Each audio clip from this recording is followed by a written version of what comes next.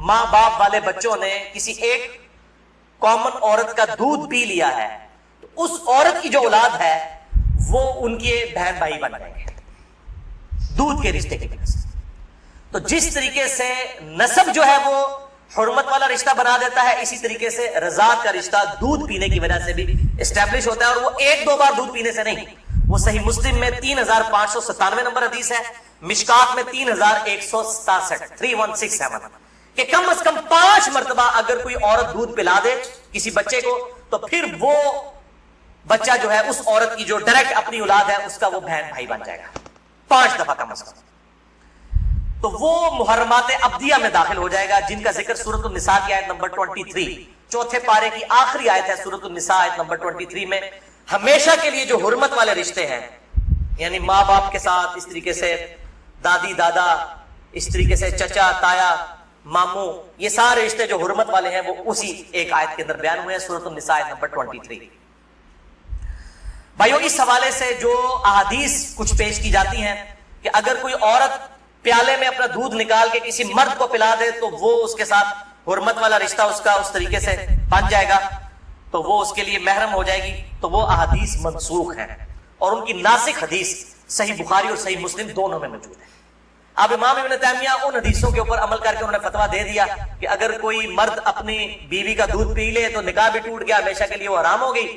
اور یہ سارا معاملہ حالانکہ یہ حدیث موجود ہے بخاری اور مسلم دونوں میں.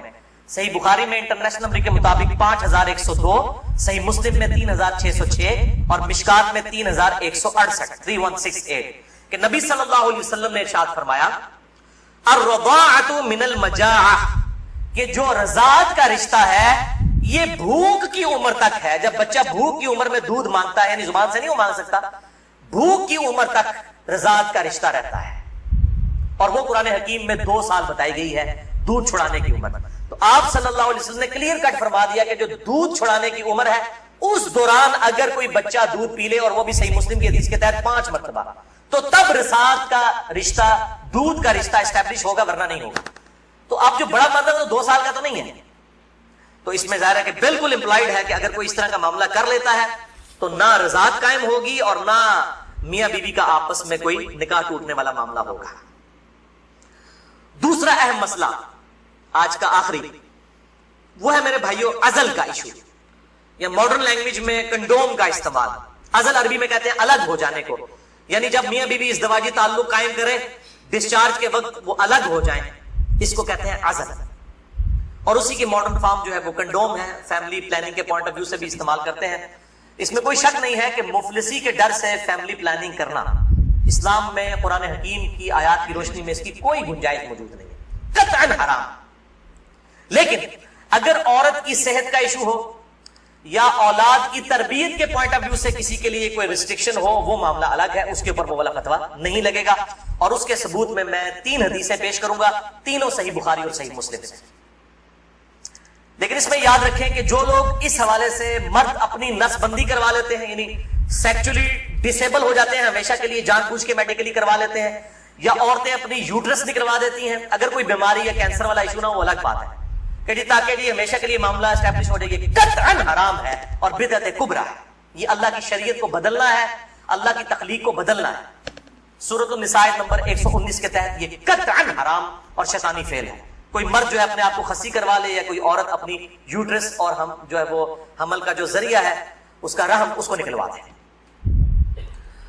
البتہ عزل جو ہے اس کی اجازت ہے. اس کانٹیکسٹ میں 3 حدیثیں ہیں، تینوں بخاری اور مسلم سے. پہلی حدیث صحیح بخاری میں 5208، مسلم میں 3561 اور مشکات میں 3184 کہ جابر بن عبداللہ کہتے ہیں رضی اللہ تعالیٰ عنہ کہ قرآن حکیم نازل ہو رہا تھا اور ہم اپنی بیویوں کے ساتھ عزل کیا کرتے تھے.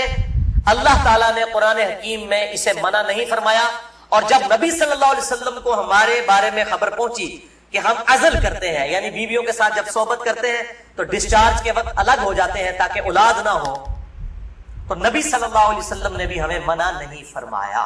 نبی پہ تو واجب ہوتا ہے منع کرنا. اور یہ جابر بن عبداللہ وہ ہیں جو 74 ہجری میں فوت ہوئے ہیں.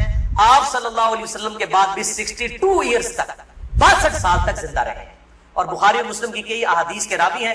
اور 7 سب سے زیادہ 7 احادیث روایت کرنے والے صحابہ میں سے یہ ایک ہے، جابر بن عبداللہ انصاری رضی اللہ تعالی عنہ وعلیہ السلام. تو وہ کلیئر کٹ کہہ رہے ہیں، نہ قرآن میں اس کی حرمت آئی، نہ نبی صلی اللہ علیہ وسلم نے ہمیں عزل کرنے سے منع کیا. دوسری حدیث بھی بخاری اور مسلم کی متفق